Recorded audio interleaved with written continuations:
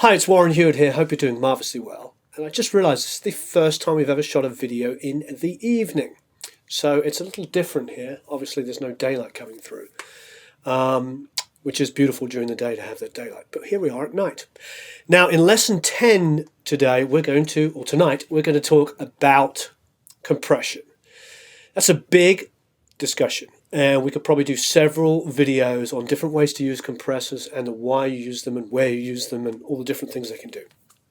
Now, we'll stick in the world of digital because it'd be so much easier to move quickly between there, and I'll show you all the different compressors that I use and how I use them, and I'll tell you why. Now, traditionally, compressors were designed to control the dynamic range of a signal.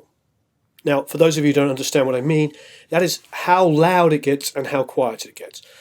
Because, if you're using a very dynamic instrument, to be honest, such as the human voice, where somebody is maybe singing like this, and then suddenly, gets really super loud. If you print without a compressor, you might peak and distort, and then other moments it might be barely audible. Younger singers and less experienced singers tend to have very, very large dynamic ranges. They tend to go very loud to very quiet, and everywhere in between. So what a compressor does is allows us to print a hotter signal. The reason why we can print a hotter signal is we take the peaks and we tame them down a little bit so you can get a little bit more output. So that way the softer parts, instead of being down here, may be here, and the higher peaks maybe instead of being there are about here. So the dynamic range is limited a little tiny bit. So a compressor will reduce the dynamic range, allowing us to print a hotter signal. Now the way a compressor works, there are 7 different hardware compressors, quite a few different hardware compressors. Some are they're essentially like voltage control amplifiers, VCAs. You'll hear that a lot. And what that will do is it's literally like riding a volume control. So when you get to a certain level above 0 dB, it will turn it down the same amount. Okay, so let's look at some basic compressors, and I'll explain how they work, and we'll try them on different instruments so you can hear them and see what they do. Okay, so let's go to our session. It's the Love Me I'm Rich session we've been using quite a lot, so you can get your ear used to it. And let's look at some different instruments. Okay, so let's look at a vocal. Let's take a little section here. Let me find something. Okay, I'm going to go to this chorus here, only because you can see there's quite a big dynamic range. You've got some peaks here, you've got some quieter parts here. I'm going to turn off the compressor that's on there at the moment. Actually just going to send this directly to the channel. I'm going to disengage the compression on the channel because there's a little bit of compression going on my SSL, and now this is absolutely nothing on the vocal.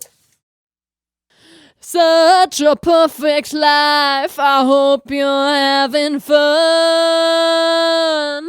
You build your perfect life too close to the sun. Cool, so you can see, it's pretty dynamic. She's probably moving slightly around on the microphone. These are all things that singers will do. They'll get really into the song and they'll move their head. Obviously, you want to try and keep them focused on the mic as much as possible.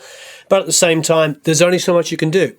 And, you also want the passion. And sometimes if they're performing and they're moving their head a little bit and going a little off axis, it might not be the most perfect thing sonically, but it might be the best thing for the performance. And the performance is the most important thing. Okay, so let's have a look at some different compressors. If I go to my dynamics section here, I've got a lot of different compressors to try. I'm going to try my favorite analog channel. As you know, I'm a big fan of this. Okay, so let's take just a little bit of the phrase that we can repeat. Okay, select gain reduction. See where it defaulted to. Such a perfect life, I hope you're So it's not doing much there. We've got input volume. We've got compression. This will have a fixed threshold, which means because there's no threshold control on it, like an 1176, which we'll look at next, has a fixed threshold. So it means it has a point where the compressor starts working. If it's a variable threshold, you can move that down or up to the gain. But because it only has an input and a drive control, that basically, the input is going to turn you up until you hit the threshold, and then the compression will start. So let's play with it. Such a perfect life, I hope you. Such a perfect life, I hope you. Such a perfect life, I hope you. Such a perfect life. Now that's overdriving, and to be honest, that's kind of the sound of this analog channel. It kind of gives you that grit. So I'm going to take it back off. And what I'm going to do Such a perfect life, I hope you. Is increase the compression amount. I hope you. Such a perfect life, I Input a bit more. Such a little bit of drive. Life, I hope you. Such a perfect life, I hope you. Such a perfect life, I hope you. Such a perfect life, I hope you. Such a perfect life, I hope you. Now you see, when I move that release control to 1 second, what that is doing is that is deciding how long it's going to hold on to the signal after the volume has actually decreased below the threshold. So if I turn it up like this and the signal goes above the threshold, it might duck down immediately. But that release, if it's really slow, set to 1 second, which is like very old compressors like LA2As have really slow releases. Gates compressors, a lot of those old tube compressors have very slow releases. I can emulate that by putting it up there. However, I don't personally like that on a vocal, but you can hear what it does. Such a perfect life, I hope you're having fun. Such a perfect life. Let's bring it all the way back to the left. Such a perfect life, I hope you're having fun. Such a perfect life, I hope you're having fun. See, it's barely holding on to it. You can hear it kind of releasing quickly. Now, with the attack, such a perfect life, I hope you're having fun. Full left-hand side here, super short attack, which means basically how much it lets go through before it starts to grab it. How fast is it grabbing it? If I go full to the right, such a perfect life, I hope you're having. Basically, it's letting everything go through because before it has a chance to get hold of it, the signal's already dropped. So let's go full to the left. Hear it again. Such a perfect life, I hope you're having fun. Turn it off. Such a perfect life, I hope you're having fun. Such a perfect life, I hope you're having fun. Now that's a pretty gritty, I would say distorted sounding compression. What we've got the compression up to 6.5 here. It means it's grabbing it pretty tough. I like this, and for this song, if you remember listening to it before, it's a pretty gritty rock song. Such a perfect life, I hope you're having fun. It's not a beautiful pop song, it's got a little bit of grit to it, so I'd probably work with that. But let's try a couple of other different compressors. Let's go to a good old-fashioned 1176. So that's the Bomb Factory. That comes standard with Pro Tools. Let's see where it defaults. Such a perfect life, I hope. Now, as I was explaining, 1176 is a fixed threshold compressor. So at the moment, it's compressing pretty heavily almost immediately. So if I pull this down, such a perfect life, I hope you're having fun. There's a little less compression. Such a perfect. But if you bypass it, you'll notice the level's quite different. So let's try and match it. Such a perfect life, I hope you're having fun. Such a perfect life, I hope you're having fun. It's pretty close. Now, the way the release is set up, this 1 to 7 is really confusing. So if I went to 1 like this, such a perfect life, I hope. You'd think that would be the shortest release time. It's not. It's back to front on 1176. It will always confuse you. It's just a numeric system they have in there. It doesn't mean 1 second to 7 seconds. It doesn't mean 0.1. It actually means the reverse. So if I go to the full right, Such a perfect life. You see it's releasing it quicker. Such a perfect life. I hope you're having fun. Now let's adjust our attack. Such a perfect life. I hope you're having fun. Again, fastest to the right, slowest to the left. It's back to front, I know. Now the ratios here are 4 to 20 to 1. Now a 4 to 1 means this. It will have to go 4 dB over 0 before it lets 1 dB through. So that means here's our fixed threshold. If the signal gets to be that 4 dB over, it will let 1 dB through. If I go to 8 to 1, once it goes 8 dB over 0, it will let 1 dB through. If I go to 12 to 1, it has to go 12 dB over just to let 1 through. And of course, if I go to 20, which is close to limiting, it has to be 20 dB above 0 just to let 1 through. So 20 is kind of our limit. It's our limiter, and 4 is like kind of a softer compression. Now, I personally use the meter on gain reduction at all times. That's where it defaults to. I like that. I like seeing and hearing what it's doing. Such a perfect life. I hope you're having fun. Now, you know, it's still gritty. It's not as gritty as the analog channel, but then again, the analog channel is simulating analog distortion, and I love that, and tape, etc. Where this one isn't. I like it. The song is, you know, you can hear it. Such a perfect life. I hope you're having. You know, it's a rock song. We've used this before in other lessons. Okay, so let's go to another compressor. Let's go to the analog channel compressor bank. Another one of the McDSP ones. This one's very easy to figure out because this is a variable threshold, not a fixed, if you see. Such a perfect life. See this little triangle here? If I move the threshold, it gets more aggressive and less aggressive. So if we do this.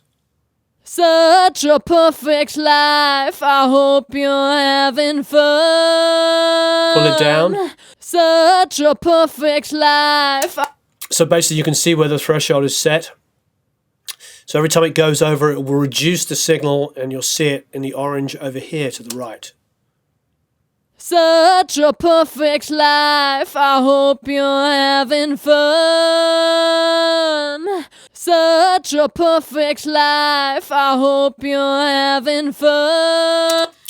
Okay, there's an auto function on here where it will do the automatic attack and release for you. But let's put the release to the fastest point. Such a perfect life. I hope you're having fun. Such a perfect life. I hope you're having fun. Adjust the attack. Such a perfect life. I hope you're having fun. Such a perfect life. I hope you're having fun. Such a perfect life. Wow, what a difference between there and there. I hope you're having fun. Such a perfect life. And we'll even it out. I hope you're having fun. What I like about that, and that last word, fun, it doesn't seem to have the attack at the front, and the whole end is, this is a good compressor. I like these. Has a lot of such level a perfect life. on the end of the phrase. I hope you're having fun. It doesn't catch quite the end of that phrase, but it does enough to it just kind of bring it up. Let's go to this next phrase here and hear it with and without compressor. Here's without. You build your perfect life too close to the sun. Let's put it back on. You build your perfect life too close to the sun. So what's that allowing us to do is we've got 3 dB additional gain here, which is really helping it where the compressor isn't catching those, and then it's pulling down the rest of it here. So it's kind of nice. Let's try the SSL compressor, the channel one here. So let's go to the SSL channel. This is basically a copy of what I have. I have an E channel on the console. You build your perfect life too close. Variable threshold here, this adjust. You build your perfect life too close to the sun. You build your perfect life too close to the sun. So I've got the ratio just set to 2 to 1. Let's go like 3 here. You build your perfect life too close to the sun. You build your perfect life too close to the sun. You build your perfect life too close to the sun. It's evening out a lot more. Thing is, I don't like to hear too much compression, so what I'll tend to do is use 2 or 3 compressors together. So let's put our release to the fastest.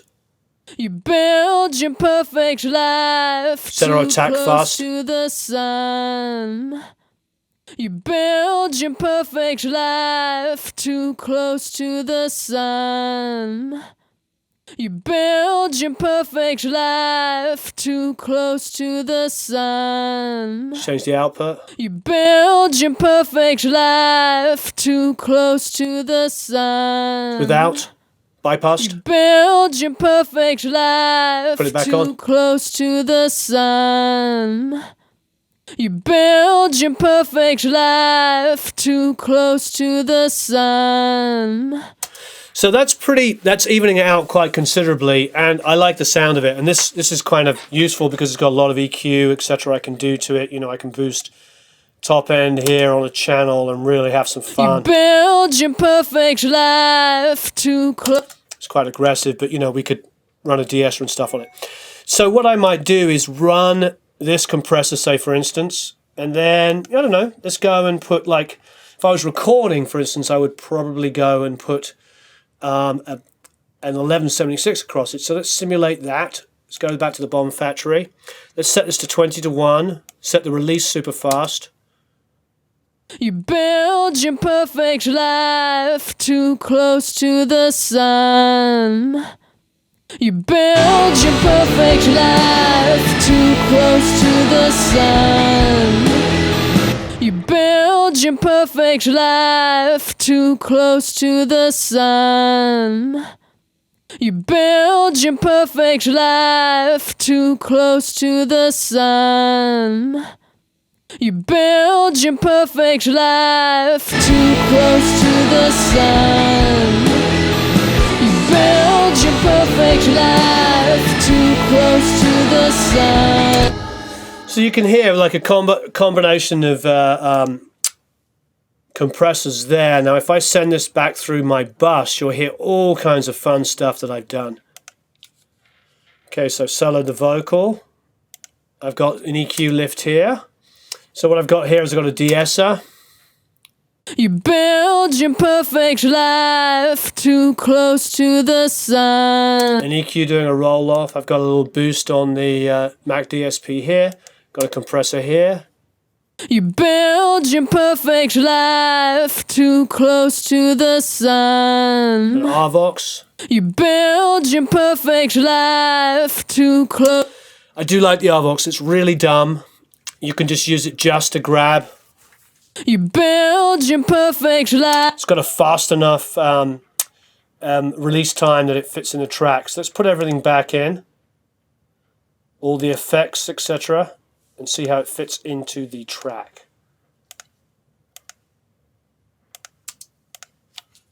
You build your perfect life too close to the sun. You build your perfect life too close.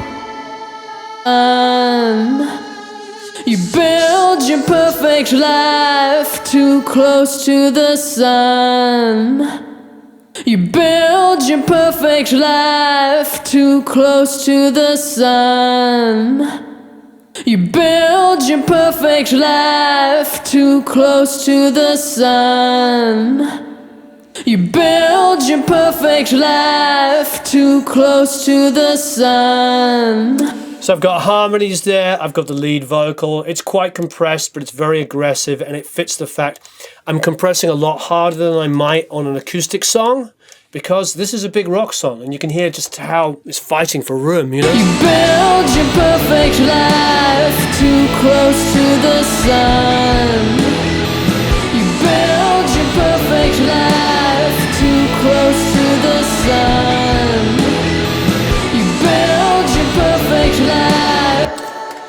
So compression there's our friend. I'm using several compressors in different amounts. I probably would just use the RVox on my main vocal here.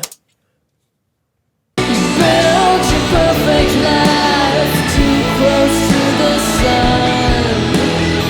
You build your perfect life too close to the sun. I find the RVox is pretty forgiving and a great all-round fattening tool as well. It really fattens up the vocal. If we listen to just the RVox on its own, you'll hear what it does. Just put it out the channel here. You build your perfect life too close to the sun. Back on. You build your perfect life too close to the sun. It's subtle, but I love it. And you can get a little bit more aggressive on it if necessary. Let's really go crazy. You build your perfect life too close to the sun. You build your perfect life too close to the sun. I mean, you can hear the compressor working, but that's a good sounding, quick, easy fix of a compressor. I really do find them quite useful. I've worked with a lot of mixers that use that. Okay, so let's try working these compressors on a different source. Now, what might be fun would be to take a bit of the drums. Let's take the overheads, believe it or not. And I'm going to take a verse beat, and I'm going to select a Bomb Factory compressor. Here it is, the 1176 simulation.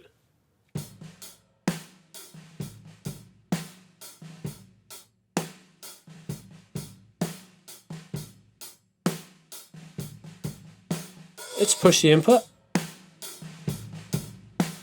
Already kind of rooming them up a little bit. It's helping, it's hitting the snare. So it's bringing the kick up. See, release the fastest time.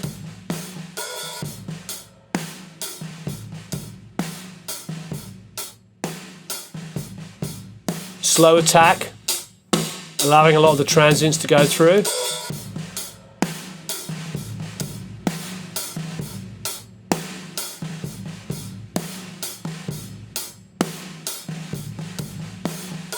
Before, kind of boring. Snare sounds good, but now I've got like a really cool, trashy room tone. What I would probably do from this is go and crush it a little harder. How about we just take an L1, the most basic limiter there is. So the snare is still hitting at about 0.6, so let's bring it down.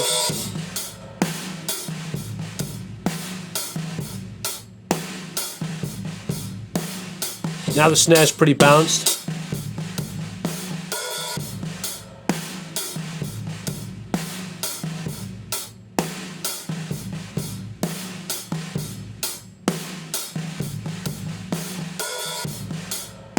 And we just made some really cool room makes out of an overhead, and that could be a great drum sound just for that.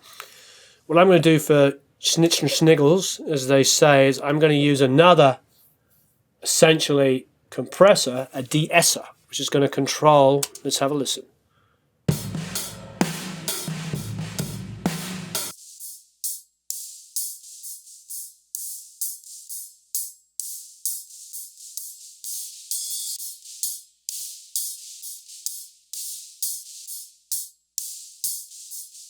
So what I'm doing is I'm hitting the sidechain, so it's just allowing me to listen to the frequency.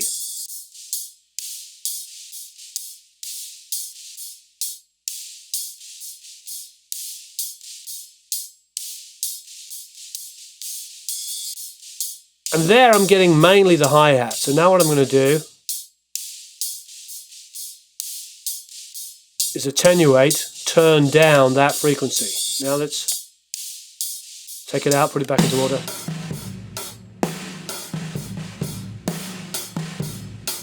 Listen to the hat.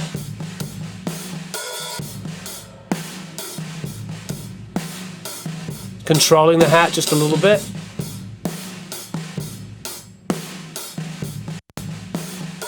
Now what I think I'm going to do is I'm actually going to add a little tiny bit of EQ over the top of that for the heck of it. Let's do a nice filter bank, a good sounding EQ like that. And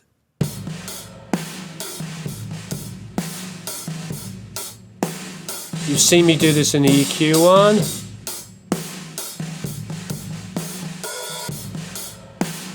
Control that slope.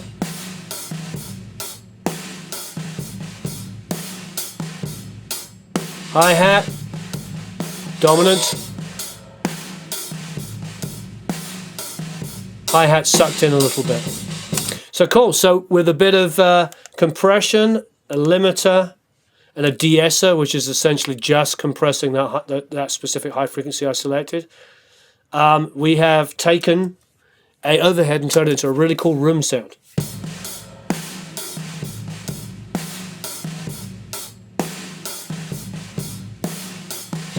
If we want to have some real fun, we could select, I don't know, 50, 60, around about here, boost it like crazy, and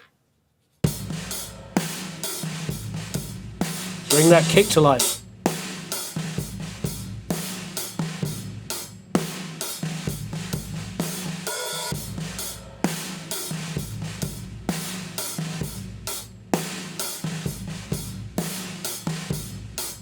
So cool. There's some fun with compression and a little bit of EQ for fun.